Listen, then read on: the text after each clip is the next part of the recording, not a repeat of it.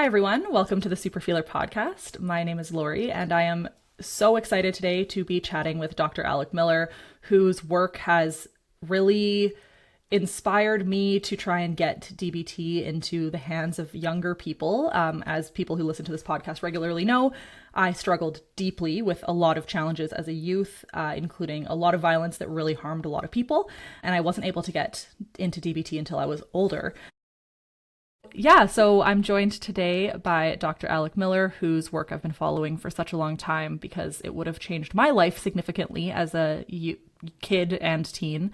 And so, Alec, I'm wondering if you would be willing to share a little bit about yourself, where you work, what you do, and what brought you to this work. Yeah, thanks, Lori. Great to be here with you today. I am a clinical psychologist by training. My current roles are I'm co-founder and co-director of a group practice called Cognitive and Behavioral Consultants, where we do treatment and training. I also am a clinical professor of psychiatry and behavioral sciences at the Albert Einstein College of Medicine, where I do some teaching to psychiatry residents and interns and fellows. And I am the proud co-founder of a nonprofit foundation called the Access Psychology Foundation. So I wear a few different hats, and I do a lot of treatment, and I do a lot of training of professionals in different parts of the world, and a lot of supervision of my student therapists that I work with as well. So I have a very kind of diverse range of activities that I do. But I also am the co-developer of DBT with Adolescents with Jill Rathis and Marsha Linehan going back 30 years. So I can tell you a little bit about that. So I am a clinical psychologist by training. But when I was 17, my father sat me down and told me that his father died by suicide when he was 17. And so I went off to college wondering, how do people who are suicidal deal with these things? What are the treatments? Turns out there weren't too many in those days at all. And I went on a journey of kind of becoming a psychology major in college and then trying to understand why and how people become suicidal and what can we do to stop it.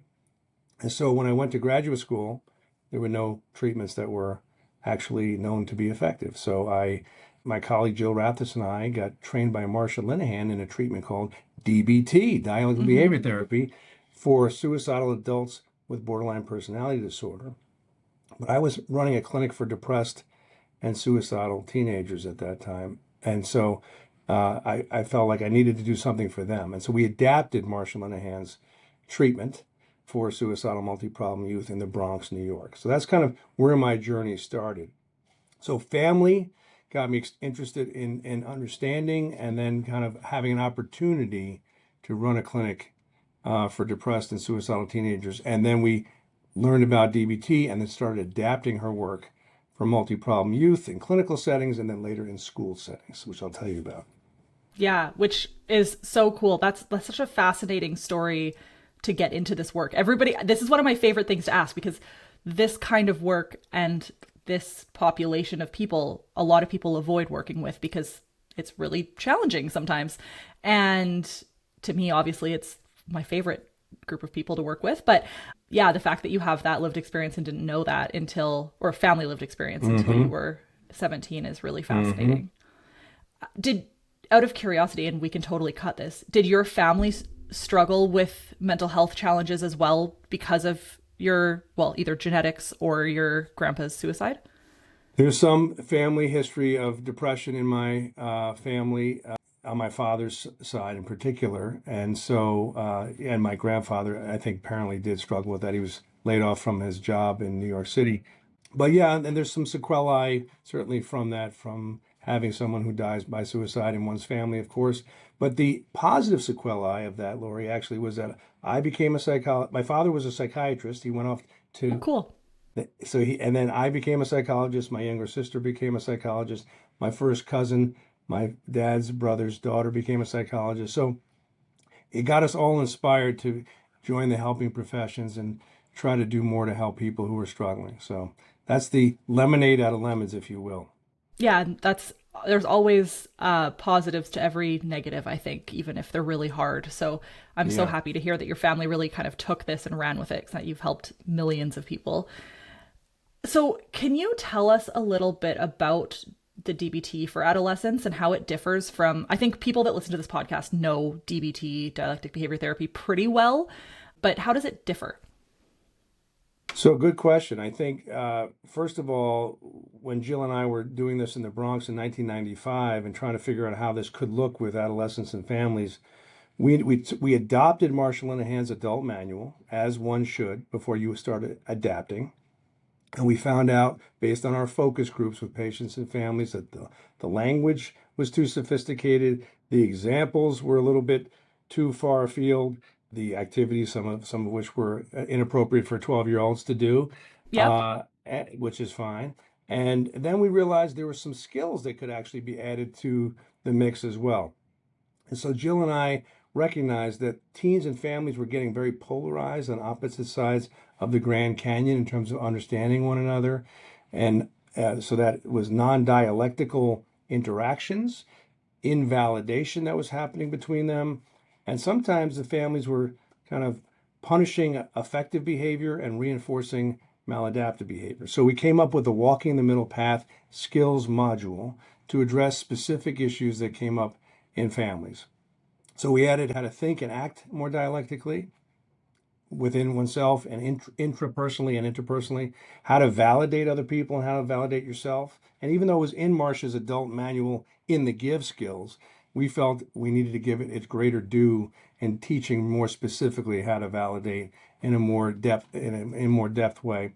Yeah, I think the give skills get kind of forgotten sometimes. Yeah, They're, yeah. yeah, And there's just a little V in a four-letter yeah. word, and it just doesn't get enough due, as you said. So we spent a whole week on that in the adolescent work. And then we added behavioral principles of what's positive reinforcement, what's shaping to help your teen or yourself move along as opposed to expect them if they're school refusing to show up full-time at school tomorrow. That's not going to happen. And what's effective punishment and not overusing it. So, we want to use it as a last resort, as a consequence, where sometimes out of desperation, parents are overusing punishment and forgetting about positive reinforcement. So that's walking the middle path skills, which were added. So there's some new skills that we added. We modified and added some think skills, which you may or may not know in terms of increasing compassion for people with whom you're upset. But then we've also added modes. So in addition to individual therapy, in addition to skills training group, which we made a multi-family format, which I think is really important, not to get scared to bring multiple Yeah, families I into have a the. lot of questions about that because that comes up a lot for people I know that have gone through it. Yeah. Anyways, So continue. I would love to wax eloquently on that topic in a moment. Thirdly is we provide not only coaching for the teen client, but coaching for the parents, skills Mm, coaching while they're in skills class. Fourth, we have DBT team that everybody knows about, consultation team. But the other two modes that are additional are a required family therapy mode that's usually at least minimally once per module, every 4 to 6 weeks minimum, because we feel like it's great to learn in isolation. Now we got to put it into practice. Not that the family is necessarily inherently invalidating or their root causes of the teen's problems necessarily, but they could be better support. They might, get in the way of therapy. They may want to do more emotional, pleasant activities together. And so it's not just we're intervening on the problematic family members. We're saying this is a systems issue. We're bringing you all together. And let's be honest, there are often times with an emotionally dysregulated teenager, you can have the most skillful parents, and yet they're getting dysregulated and feeling ineffective too. of course. Yeah. And for those parents who are really struggling, we also offer the sixth mode of parenting sessions, like a curriculum specifically for parents or as needed. So that's optional, number 6. So those are the 6 modes. So we've expanded the intensity given that we're working with a system. Hmm. Wow. I mean, there's so much in there that I'm curious about. But maybe I'll start with this concept of bringing the family in, because when I was growing up, even before I was diagnosed, when I was like a late teenager, I remember my mom having a bunch of BPD books lying around like suspiciously, and I was pissed about it. I was so upset that she had these books. And obviously in hindsight, I'm like, wow, she was really trying to learn and really trying to better understand. And as an adult, I can see that that was really, could have been really valuable. But there is often a lot of adversarial dynamic between a child who is struggling with these challenges and their parent for a variety of reasons. How do you even get them in the room together without causing more conflict? No, it's a great question. And I used to be anxious about having those family sessions for that exact reason. I didn't want to have July 4th fireworks all year round. I just wanted to save Yeah. those on July 4th. But nevertheless, what I've discovered is that if you orient the families ahead of time in a compassionate and non-blaming way, that everyone here is here to learn skills. So even in the intake, I asked the teenager, which of these 5 problem areas apply to you? Mom and Dad, do any of these problem areas do you think apply to Lori over here? Yes. And by the way, Mom and Dad, do any of these problem areas apply to you Yeah. individually? Oh, yeah, I guess some now, some when I was a teenager. Okay, so now we're de-identifying it as a single patient problem, and everyone could benefit from learning skills. And right out of the gate, Lori, I'm saying I myself am working on these skills all the time, Totally. myself, with my wife, with my kids, with my colleagues, with my clients. We're all in this together. As a result, are you willing to come with your teenager to our multifamily group and learn these skills? So first I want them to acquire the skills. We're not throwing them right into family session on week 1. Yeah. Okay. So you're learning the skills in advance so that you can Oh, some. regulate better. Yeah. Some, at least understand the orientation of the biosocial theory, Yeah. understanding some mindfulness and non-judgmental stance. Then, within a few weeks or so, I want to tell them we're going to partner. They're partners with us as a team to work with Melissa over here to help her with her issues, but also with yours. And so the first session, I have house rules. We're gonna we're gonna basically Alex House rules. We're gonna be non-judgmental. We're gonna use our give skills, and even if they haven't learned them, how to be dialectical. And if you deviate from those skills, I'm gonna pause, and Hmm. I'm gonna coach you as a family in the moment to even use those skills right on benign topics first. We're not gonna rip off the Band-Aid and talk about the most difficult thing on session 1. But we've developed the mode of family therapy, Lori. So there are skills and strategies, some of which Alan Fruzetti has developed over the Hmm. years. You may be familiar with his High Conflict Couple book, and he's written on a fair bit. And Jill and I have also expanded that. So we have a lot more confidence. And the more you kind of involve families and provide extra support for them as they need it, it's not as July 4th fireworks every time as I used to believe. And I start with some good news. Like, let's share some positive reinforcement about something you appreciate about the other person over the last week. So we set the tone where it's not like, okay, give me Yeah. your Here's list my of problem list. Yeah. problem list. Okay. It's a tough way to start a family meeting. So we've come up with some strategies and skills to better manage family DBT. And I tell my trainees, guys, I know you're anxious, just Larry, the way you just alluded to it. Everybody feels nervous about high expressed emotion. Hmm. But if we skill everybody up, we're prepared to call a timeout like a referee. We can have somebody even step out. If I have a dad, let's say I'm making this up, a father who gets dysregulated in the family session, instead of him leaving, I might have the teenage boy or girl and the other parent step out. I help, it's called the revolving door. I help regulate father, Hmm. validate him, get him skilled up, and then in 15 minutes, or whatever, or less, hopefully, call the rest of them back in and pick up where we left off. So That's good. that's I like one that. strategy, for example, that you might use in family DBT. Well, and I mean, DBT can help every human being on earth, right? Yes, We yes. all need to learn these skills from probably kindergarten on, which, I mean, we'll get more into the school based DBT in a bit, but do you ever have family members refuse to participate? Um, when I worked in the hospital program at Montefiore Medical Center in '95, and I was there for 20 years, that's where we created Yeah. DBT for adolescents.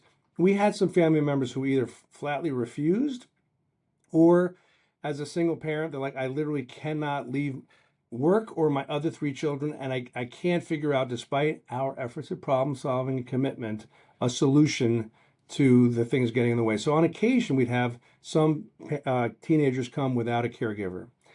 But we still overcame a lot of barriers, even in the Bronx, even with a lot of those life circumstances that needed attention, and we got most of them in. But we'd have an occasional orphan child in group that kind of got affectionately adopted by some other family members.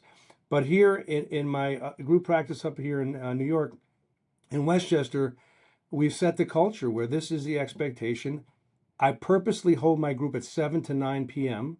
so Okay. that work is mostly over for most people. Hmm. Not everybody, of course, but Yeah. one night a week we'll try to get them out. Extracurricular activities, if there are some, they will be over. And so we hold our groups late to accommodate working people and of course families who might be anxious. We're going to work on commitment with them and try to use the commitment strategies we use with teenagers with the caregivers to get them on board. Hmm. You must see so much change in the parents too throughout the course of treatment. Lori, as you know, I mean, they come in to help their teen. Yeah, But exactly. then they recognize after 24 weeks of group, I can almost set my watch to this. Alec, I can't tell you. I came here for my daughter Melissa, and now it's changed my life. It's changed my marriage. It's changed my way of working in the office and my relationship with the other kids. So the ripple effect of this is so reinforcing. So people say after 30 years, Alec, you still want to do your Wednesday night skills group? I'm like, yeah, because there's very little that is that reinforcing that you see that level of change in 6 months. It is powerful, as you know. Yeah.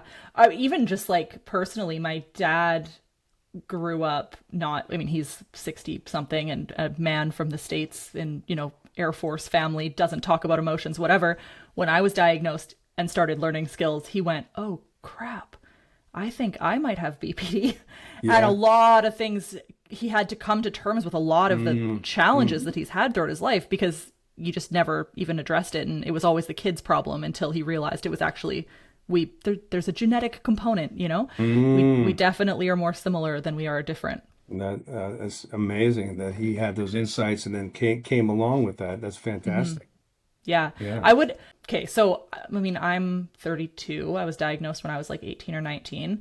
And the period before my diagnosis, I hurt a lot of people. Like, there's no other way to say that, right? Physically, emotionally, all of the things. And I didn't have access to something like DBTA at the time. Do you ever work with families who are past the adolescent phase to try and repair some of what has gone on in the past? Because it seems like this model would be very beneficial for people who are trying to repair former harm. 100%, Lori. I mean, so there are plenty of families that we see who are, meaning young adults who are either still struggling with their parents, even in their 20s, you're saying, and do we help them acquire, like basically do young adult DBT, which we have a SAGE young adult program, which is Yeah. intensive, but also just working with families to do some healing Yeah. around how ineffective things were, I think is what you're saying. And Yeah. how do we do that in a kind of compassionate and controlled environment so that people are skilled enough to talk about and repair some of the pain. And I think that is something I see a lot with my young adults and even older adolescents where they're coming out of the crisis, they're not in the fire, and now they Yeah. feel sometimes the teen or young adult feels shame and not knowing how to address it, and the parents are walking on eggshells like we don't want to talk about it and put gas on a fire, so there's just kind of a little bit of avoidance around that. Is that what you're saying? And Yeah, totally. I think um, that happens for a lot of people once they kind of get into the more like recovery focused part of their life and then they have to look back. And of course there's the radical acceptance of like this is what it is and this is the current reality of the moment and I can't go back and change what I've done, but there is still that you have to live with the fact that you have done horrible things. right. And so for the individual, there's a lot of aspects of radical acceptance and some grief of the adolescence, maybe that lost Mhm. those life experiences that you might have otherwise had if one was feeling more effectively regulated. And for the parents, there's sometimes a little bit of grieving of what they lost in terms of those years and times of more pleasant experiences that they missed out on for a year or two or 5 or 10, and how do they radically accept and forgive. And so there's so many skills on both sides, I think, that are requisite to make that recovery happen as a family and heal. But I've seen that, yeah, I've done a fair bit of work with families in that domain, and it's that's also very rewarding to get through that. But there can be serious impasses that take some time, and some would argue there could be trauma For sure. On all sides. on all sides, right? And so there may need to be real trauma work, and Melanie Harned's work on prolonged exposure, if that's the case. But at a minimum, a lot of the emotion regulation and distress tolerance, and, well, frankly, all the skills would be useful to help work through that. Yeah. You said that you started your work with depressed and suicidal youth. One of the things that I think is a misunderstanding of a lot of people is this whole concept of like, you can't diagnose BPD until you're 18, which to me was a big flaw because I look back at my medical records from when I was like, 12, and you look through it and you go, okay, of course this girl, like, she needed DBT desperately At from age like 12, the age, right. or years earlier. before that, before I got to psychiatry, and Yes. so I think there's obviously DBT can be used for many different challenges now, which is great. But what are your thoughts on this resistance to diagnose before 18? Because I'm sure you run into this. Oh yeah, yeah, and I've written some papers on this, and I have some thoughts on that topic. I do believe, and by the way, the population that you described, I work with depressed and suicidal adolescents, many of whom had borderline features or the disorder itself. I didn't Mm-hmm. go on to say that part of it. The clinic was the Adolescent Depression and Suicide Program, but many of whom had features of BPD, a full diagnosis of BPD, Well, kind and of like Marsha's work, right? She didn't go into it to study BPD. Her population just ended up being very focused on BPD. Yeah. exactly right. Exactly right. So, in terms of the question and diagnosis, I feel like there's been a stigma. So, if you look it up, as you probably know, years ago, people were like, oh my goodness, that's a terrifying diagnosis, and it's refractory. It doesn't get better, and sentencing this person to a life in Siberia, right? So that was the association, and from a Kernbergian, and there was thoughts of problems with object constancy and object relations and projective identification, all these psychodynamic defenses that made clinicians come to the clinical room anxious and non-empathic. Mm-hmm. Anger dysregulation was this kind. So there was that historically in the literature, and then you couldn't get reimbursed for a diagnosis of BPD. In other words, if you were treating someone with, the insurance carriers wouldn't years ago reimburse you for an Axis 2 disorder. You Because they needed weren't treatable, quote unquote. weren't treatable, and it wasn't a traditional mental disorder on Axis 1, the major mental Interesting. disorders Yeah. like mood disorders and so on and so forth. So there was that problem. And then you bring the developmental aspect to it. Well, when does a personality fully crystallize and congeal? Is it at age 12? Should we give a personality disorder to a 12-year-old? And so there's those controversies, which I understood.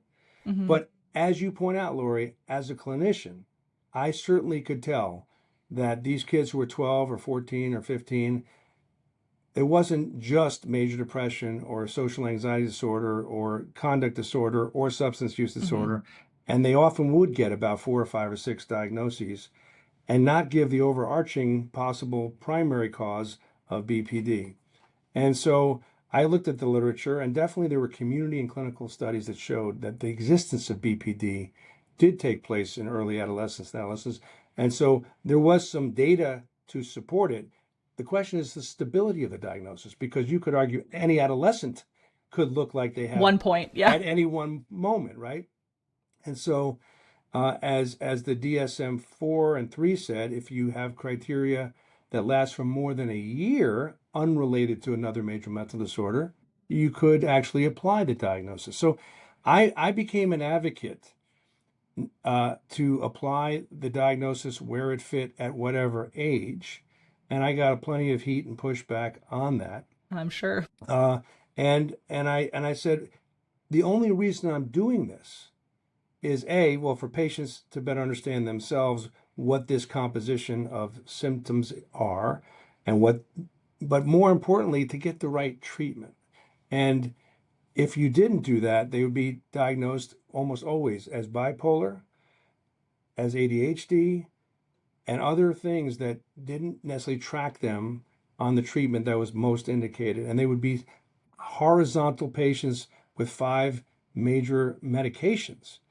And that was concerning to me, when you could replace pills with skills. Yeah, And and if you don't understand that emotion dysregulation is at the core of your issue, which I really is, for me, that's what I think BPD really is at the end of the day, yes, is this emotion dysregulation challenge. I mean, you can send me to art anger management therapy all you want, but if they're not dealing with emotion dysregulation, then I'm not going to get anywhere. I'm just going to get more angry, you know? that's that's exactly right. And so, how do you explain this to parents back in the day and even now Yeah. sometimes? And I would say, look, at the end of the day, this is a disorder of dysregulated emotion dysregulation and behavioral dysregulation. And when you have those problems, you have interpersonal dysregulation, self dysregulation, cognitive dysregulation. But at the core, as you said, is that. And then at that point, I don't care about the diagnosis anymore. Mm-hmm. I'm going to treat emotion dysregulation, behavioral dysregulation, and so on. And so we can call it that to track them and to help explain the biosocial theory and invalidation. But then I want to move on and treat it. And so at some point, I'm not overly attached to the diagnosis, even though some people are like, well, it's in my record. And then what about my future? And there's that anxiety historically. I don't know if that still is at the same level. I think it is, that anxiety is still there for some people, but I also feel like there's a big component of, if I have the diagnosis, then I can find community of people with the diagnosis. I can find more appropriate treatment, and I can feel less like Alone. it's just a me problem, right? Like Yeah. I'm a bad person. Yes. It's not about being a bad person. It's about all sorts of dysregulation and trauma and all these things. Absolutely. Absolutely. Yeah. No, I think that's a great point, Laurie. Yeah. So, with that, obviously, we both agree that DBT should be taught to everybody in the world at all times. We all need to better regulate our emotions, and it will just build such a more like competent, easy life when you can regulate your emotions and communicate effectively and all these things and be mindful.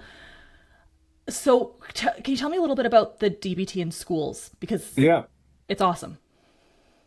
It's one of the most exciting aspects of the second part of my career here is having done the clinical work for starting in 1995, doing DBT for adolescents, adapting it. Then about 10 years later, somebody from a local high school in New York said, Alec, can you take your comprehensive DBT and bring it into our school at Ardsley High School in Westchester County? I said, yeah, I'd love to try that. I dabbled in it a little bit with other areas, but let's take the comprehensiveness and Mm, bring it in for kids who are already struggling in school refusal, self-harm, behavioral stuff. aggressive behavioral stuff, and they're going to ERs and they're missing school, they're missing class. I said, let's do it. So we actually incorporated skills group where we pull kids out of class into a skills DBT group in high school, individual counseling, not therapy, but diary card, chain analysis, coaching during the school day. So we don't need to sit in the assistant principal's office if you have an incident and rot for 6 hours and wait for a parent to come kicking and screaming, but coach them on the playground, the cafeteria, or math class, and get them back in 15 minutes. And Amazing. who can do the coaching? It could be your individual psychologist or school social worker. It could be a guidance counselor. It could be a special ed teacher. It could be your gen ed teacher, it turns out. Hmm. So we started at kind of in school DBT. I'm sorry, in schools we have multi-tiered systems of support. I don't know if you know, there's universal tier one for kind of every student. Tier two is kind of kids who are showing some signs and symptoms. And tier three are the kids who are really struggling. And so comprehensive school-based DBT was for the tier two, tier three. And we did that. Ardsley told 2 friends, they told 2 schools, and it just proliferated Lori, like crazy at that level. And we started collecting some pilot data. It's hard to do randomized trials in schools, Yep. but the school staff were like, Alec, this is really a game changer because they don't train school staff to deal with this. Administrators were happy because it costs a lot of money to send kids out of district for special educational services and so on. So everyone was kind of getting happy. And then Jim and Liz Mazza approached me and Jill Rathis and said, can we take your adolescent skills and bring it at a universal tier 1 level? And that's where the birth of DBT Steps A came into play. Sorry, just really quick question about the tier 2 and 3. How did you fund that? So a lot of the schools had special monies from special ed or other resources, and certainly so that was going on before COVID, and then COVID came, and there was a lot of COVID money that was devoted to mental health as well. Of course, and so unfortunately, it's diminished a little bit the last few years for a lot of reasons. Whole lot of reasons, yeah. So, but we don't need to list all of those right now. That'll take up too much time. But that, as we all understand, that I have a feeling that'll come back because kids turns out are still struggling despite what some people think. But anyway, they found funding, and the well-resourced schools, it was easier. The less resourced schools, it was more challenging. I have a nonprofit foundation called the Access Psychology Foundation that helps under-resourced and underrepresented communities, and they do give scholarships.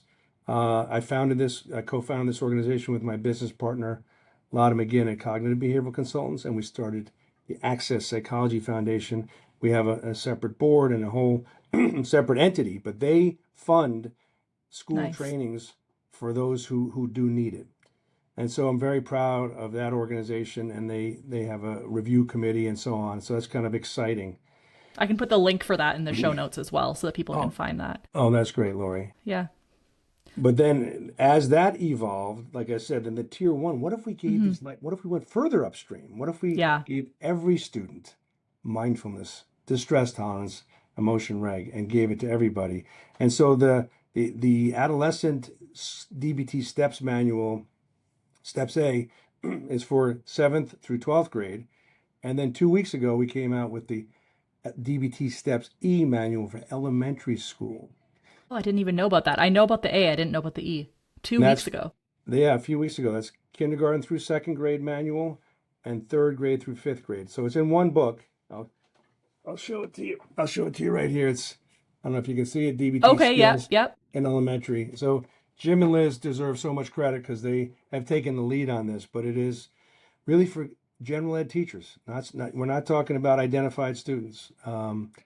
And my dream of dreams is, I think what you're saying is, what if we equip every student with life skills early in life and maybe avert some of the challenges that they're going to hit in adolescence and young adulthood?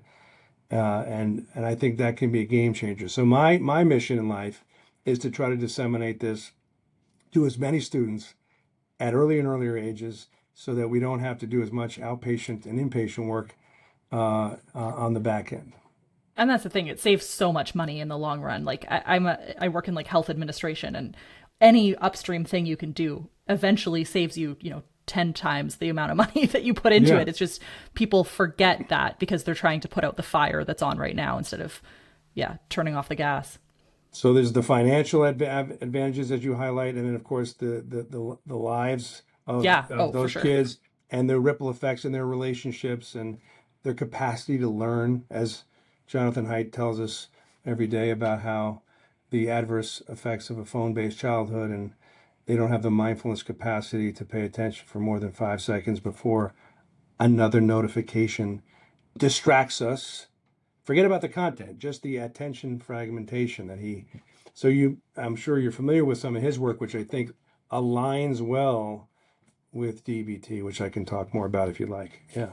Yeah, well, I mean, the concept of mindfulness was not a thing when I was in school, that's for sure. I'm sure it wasn't when you were in school. And I now see my nieces and nephews who are 5 and 3, and they'll do like breathing exercises on their own and yoga and stuff. And every time I see it, I want to just burst into tears because I'm like, can you imagine if you learned that when you were 4? I know. It would be life-changing. right? Slowing yourself down, centering yourself, being in touch with what you're feeling, pausing. Man, oh man, it's a game changer. So yeah, we owe a lot to Marcia, who got some from John Kabat-Zinn and from other, mindfulness gurus, incorporating this into Western medicine. Game changer, game changer. Absolutely. Yeah. So you were talking about like a phone-based childhood. Yeah. And I mean, I can't imagine growing up with a smartphone. And that even as an adult with a smartphone, I know that my attention span has lessened.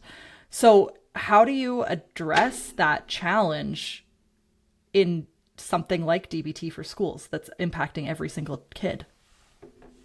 Well, earlier this morning, Jill Rathis and I have been working busily on trying to adapt our adolescent manual that we published 10 years ago to bring it up to the present times. And we're Mm-hmm. incorporating some of Jonathan Haidt's work that is addressing the adolescent and addressing the parents. And one of his core highlights in his book, The Anxious Generation, Yeah. his thesis is we've been overprotective in the real world and underprotective in the virtual world. And what does that mean, overprotective in the real world? Kids, it's dangerous out there. Stay home, stay where I can see you. So play your video games and Mm-hmm. go on these screens. As long as you're under my roof, I'm sure you're safe. And what they miss out on, of course, like is social interactions, playing outside on the street or in a park, or just having fun like kids. Like I remember playing kickball Mm-hmm. and just being unsupervised, figuring stuff out with my friends in the community.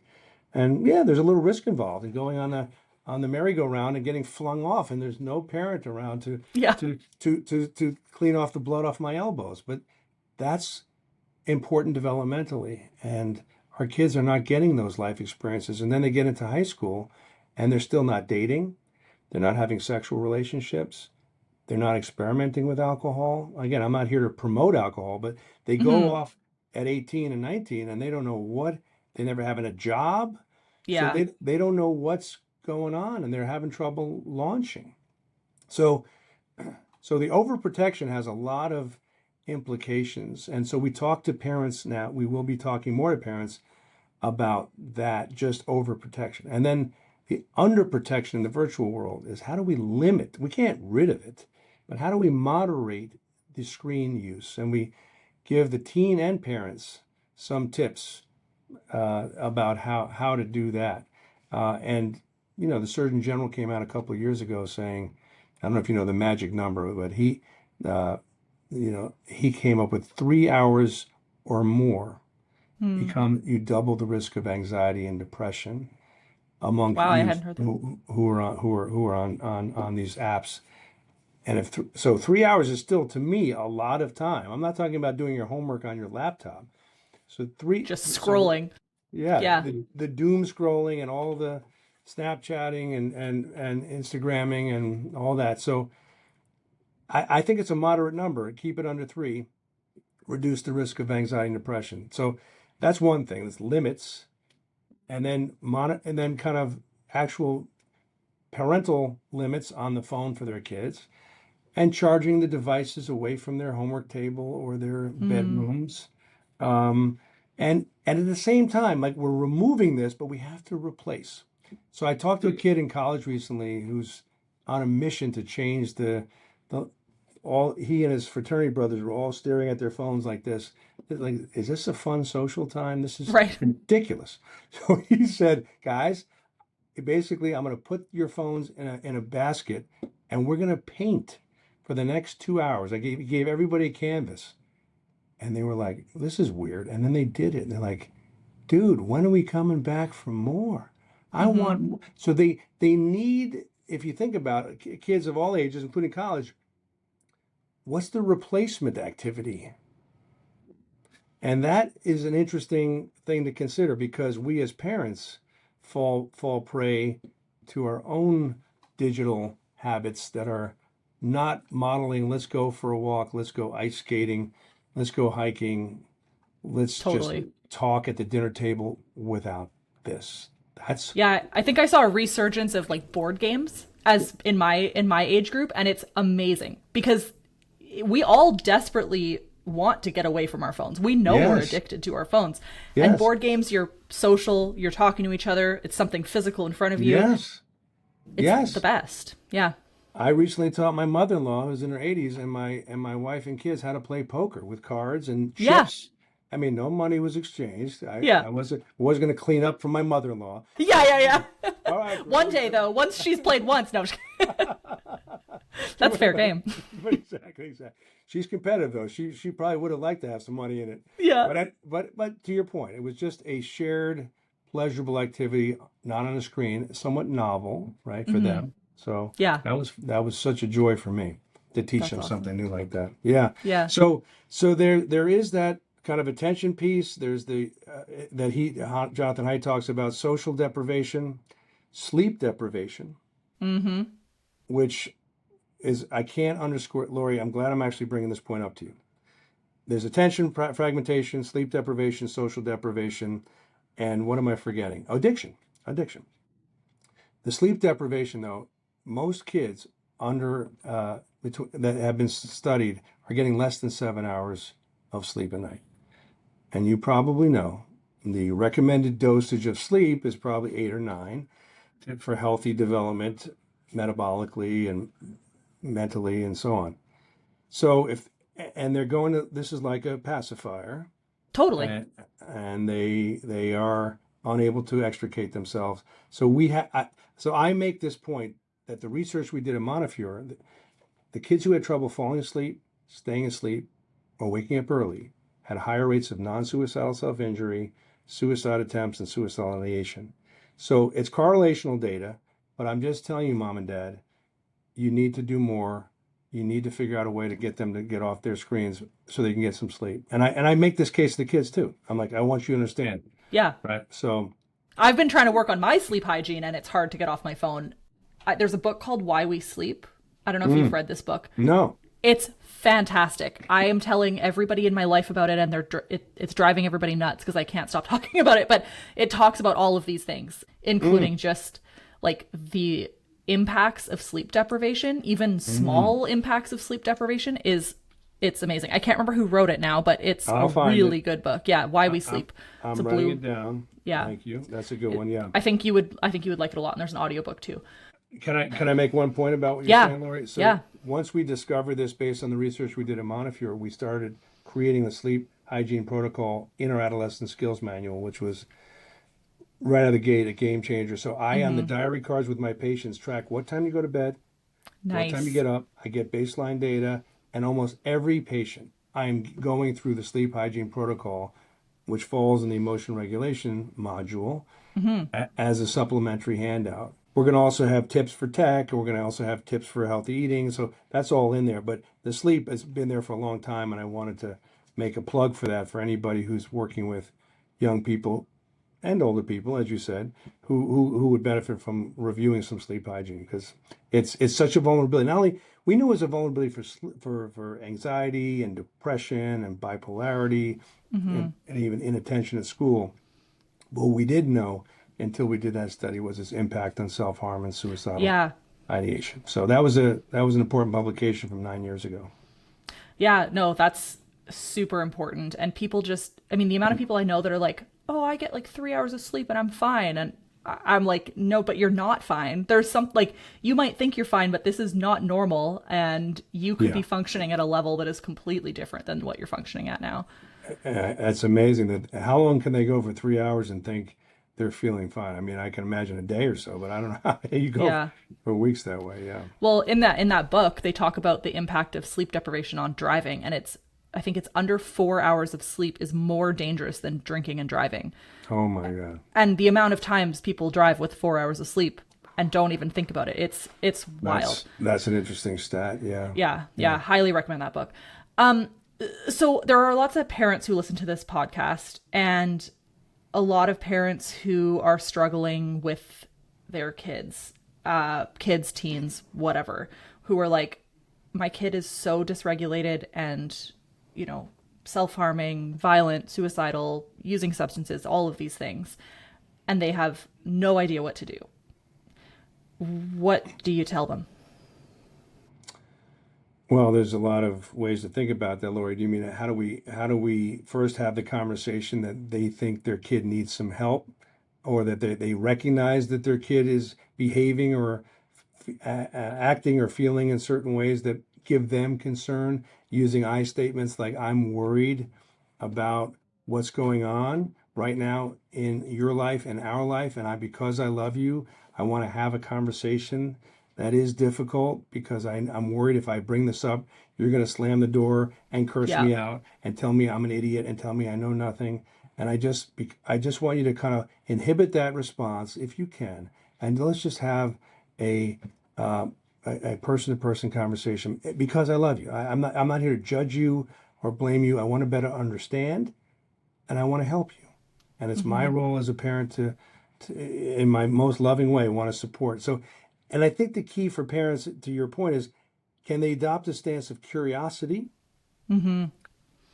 and want to understand better? Like, not that you have all the answers, because believe me, you don't have all the answers, but I want to better understand. So, help me understand what's going on. Help me understand how you're feeling. Now, you might say to the kid might say, "Well, I don't know. I don't know."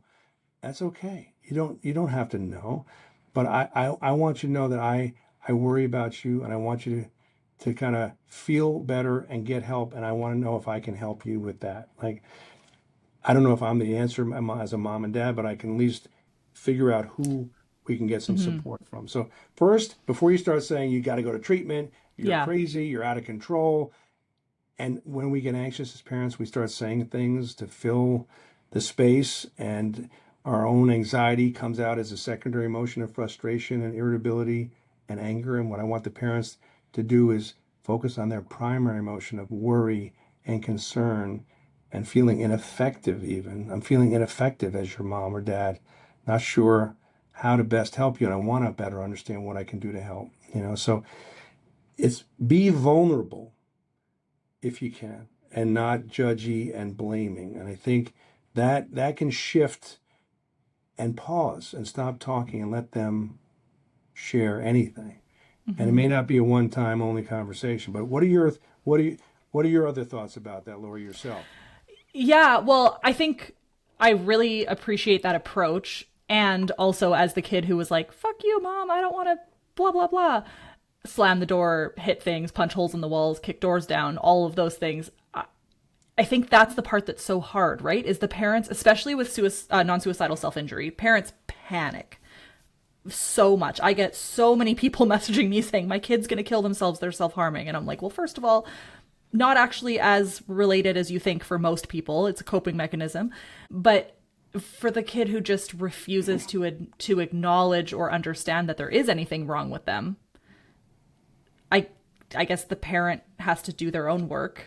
But what else do? You Yeah. can't forced treatment, that's a whole debate, but forced treatment doesn't really work most of the time. Well, so yeah, no, these are great points I think you're bringing up. So in addition to kind of saying, are there, being as vulnerable as you can be as a parent, it sounds like it wouldn't work for you in that case, Lori. Like, I don't care. You can be Yeah. vulnerable, mom or dad. I don't care what the hell you're Yeah, saying. yeah. So, but still, try to fall on the sword. Try to approach this non-judgmentally with curiosity. If that's not working, you might want to say, let's have a meeting with a school psychologist, school Mhm. social worker who's a professional who might be able to give some other light, shed some other light before we do outside treatment if we need to. You might also build in reinforcers behaviorally, like what if we can kind of have a conversation, like reward positive behavior and don't just consequence problem behavior. So Right. think as a behaviorist. This is the behavior I want to see. What might he or she like that will be reinforcing? Um, if that still doesn't work, you may have to start applying consequences. Like if Mhm. they're not going to school, if they're breaking holes in the wall, and if they're really being aggressive and unsafe, and it sounds like, Lori, you were kind of describing some of that in your youth, Mhm. I have a very high threshold for treating kids in outpatient care. But when it becomes that there's someone's physical safety involved, and that could be Yeah. you, the teenager, or the caregiver, or both, and there's a major destruction of physical property, that does bring up the threshold of risk in terms of what I call kind of mental patient behavior that may warrant mental hospital. Yeah. And so we can tolerate a lot of dysregulation, but if there's hands-on, if there's and you even kicking or breaking the wall, you might have injured your hands and feet and Yeah. other parts of your body, I'm going to guess, right? Yeah. Yeah. I mean, it was mostly directed at others. I mean, I did destroy a lot of property, but I also, my consequence was learning how to repair walls was one of my consequences, which is Well, a good one. that is a good one. That's a really I was gonna say that Yeah. if it's not hurting you or other people, then the consequence should be not only repairing the hole in the wall, as Marcia would say, which is the correction, but the Yeah. overcorrection is then paint the entire room. Right, right, right. Yeah, totally. Well, and I think because earlier you said, when you're having this conversation with your kid, like, try and fall on the sword and that kind of thing. And I think that's where parents get where there's a really fine line there, where parents sometimes stay in unsafe situations Mm, without setting a really strict yes. boundary. And I would be curious as to your thoughts. Like you said, hands on. There's a lot of parents that are or family members that are being harmed by their kids Yeah. who are dysregulated, and they don't feel safe. I mean, my mom used to say, like, I felt like I wasn't sure if I was going to wake up in the morning. I was so worried every night. Well, that's awful, right? Like the fact that I have to now, I have to live with that was her reality for so long. And obviously that's not who I am now. Yeah. But at that point, like Yeah. when can they set that boundary, and what's the line between loving unconditionally, if that Yeah. exists, and just keeping yourself safe? Great point, Lori. And so you're not going to be surprised with my answer. I don't know if you can read my bracelet. Can you read what that says? Both. Both. So my answer to your question is I want the parents to do both. I want them to be non-judgmental, compassionate, and curious, dot, dot, dot. And I also want them to hold limits, clarify the contingencies. If X, then Y. Mm-hmm. If you put your hands on me again, I need to make sure you're safe and I'm safe, and I will have to call emergency services. Yeah. Period. Not a it's not is that a threat? It's a promise. It's I want to make sure we're all safe. So yes, compassionate, fall on the sword, but I don't want to lose sight as a dialectical behavior Yeah. therapist. There needs to be clarity and consistency. So I don't want parents to say I'm calling emergency services, 911, or bringing you to a local hospital unless you're prepared to do it. Yes. And I think parents, I've had to convey to parents, don't say this unless you're ready, because that's the lack of consistency part. But Yeah. as soon as you're ready, you gotta do it. And the fear is, well, what if the kid's going to say they'll never forgive me? They're going to hate me. They're going to kill themselves if I send them to emergency services. And that is that they're controlling you as mom and dad, and you have to reestablish yourselves as the executive branch of the family government Mm-hmm. about who's in charge, not in an authoritarian way, but in an authoritative way. Yeah. Expert, concerned, flexible, but limits. And so Yeah. that's what I would say is both. If that answers. Totally. That's very dialectic, and I totally agree. And also for those listening who think that my kid's gonna hate me and whatever, the day my mom actually called the police and they came and took my keys away and I was not allowed back in the home was the day that my life changed for the better. It was shitty. It was awful. Don't get me wrong, but Yes. I would not be here today. I would be in jail or I would be dead if it weren't for Yes. that moment. And I give her so much credit because I know that was a hard decision to make. So well said, Lori. So I'm glad you stated that, because I think you're reminding these parents and caregivers that that is the most compassionate thing you can do at some point when someone is so emotionally and behaviorally out of control. Mm-hmm. They don't have the guardrails to stop themselves. They need an authority to help them get there. And so Yeah, kudos to your mom for that. totally. 100%. You were pissed. You were pissed at her. Oh, for sure. For But then years. Yeah. but the But I and give her you so much credit. Yeah. exactly Yeah. exactly. Totally. Okay, so we're almost at an hour here. I'm curious, is there anything that we didn't talk about that you were super interested in talking about? Um, Well, hmm, I mean, I guess the only other thing that's kind of interesting is that the new adolescent manual that's going to come out in the fall is going to contain not only subject matter regarding a phone-based childhood and how to help parents and teens with technology, but we're going to have a whole host of general handouts on executive functioning, Mm. how to prioritize, how to plan, how to organize, how to set yourself up for success independent of DBT, but also using the DBT manual in terms of how do you get your homework done, Yeah. DBT homework as well as school homework. So we have realized Marsha Linehan talked about self-management skills years ago, Hmm. and we were like, what is that exactly? And then over the last 10 years or 20 years, we're like, I think what she means is how do you organize and plan and set your alarm and all. And easier said than done. No one's teaching you that, just No. like no one's teaching emotion regulation skills.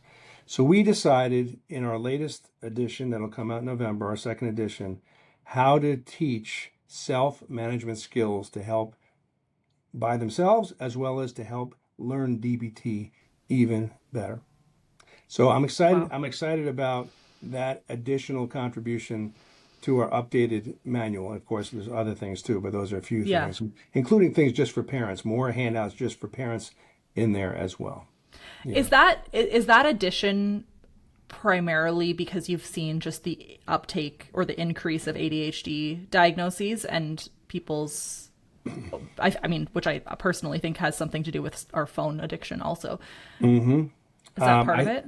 I think that's part of it, but the inattention and distractibility and trouble with organizational planning can be coming from anxiety, Mm-hmm. depression, and just lack of skills. Like some Yeah. people are better endowed with a three-pointer, and some have to work a lot harder at it. Mm-hmm. And same with every other skill. So, but yes, it is worse, and the phone and ADHD and so many factors that we decided we can't just say try to schedule and do better. We got to teach them how to do it. Yeah. So that's going to be embedded in the manual too, which we're excited about. You should make that for adults too. Yeah, right. Although, do you think it differs much? Other than I guess you're maybe more of a focus on homework as a Yeah, youth. but we're literally working on this morning. We have examples of applying it to work and jobs and stuff. So Mm-hmm. we're addressing parents too and making it applicable to them. So I think a lot of the materials will be very applicable to our young adult and adult populations as well, I hope.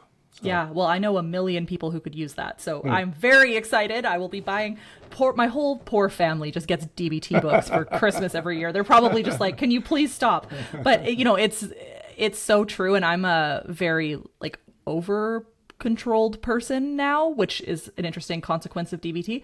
Mm, Where so I plan way too far in advance. I'm very anal about schedules. I'm all of these things.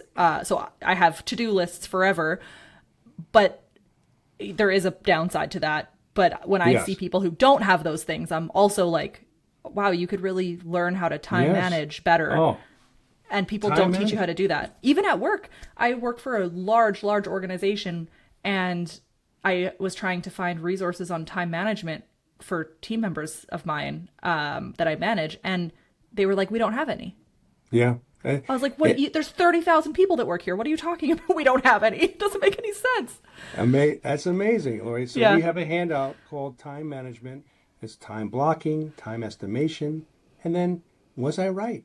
It has time verification, right? So exactly that. We have steps in the worksheet to. That's one of the handouts. So Amazing. we're I'm glad. So I'm glad you see there's a need for that. It makes me happy to hear that. Oh yeah, I will be promoting that book forever. That's fantastic. I cannot wait to get it. So I'll ask my kind of final question. So what is your favorite part of working with people who struggle with emotion regulation? I have my own powerful emotions, and I can see, pieces of myself in all my clients. And I have such great compassion for my clients. And so to be able to see in a relatively short amount of time, whether it be 6 months or a year, or whatever it is, the transformation that my clients seem to show in this model of DBT is so rewarding. And then to see the families feel similarly individually and collectively as a family and the ripple effects is just so it's life changing, and I feel like it's a gift and a privilege for me to be able to work with the families and the teenagers and spend that time with them and adolescence in particular is such a as you know is such an interesting time in one's life and to be able to help them on their track and their goals, whatever their life Hmm. worth living goals are, and helping them get there faster, more efficiently, with less collateral challenges is is a gift for me. And I want to thank Marsha Linehan for developing this treatment and mentoring me in Hmm. my treatment development journey with adolescents and schools and families. So I'm just a happy, grateful human being to have these opportunities.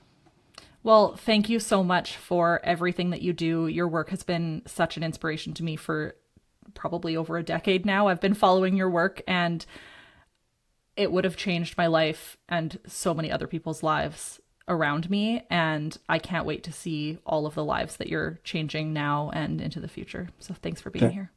Thank you, Lori, so much. Thank you for having me. Of course.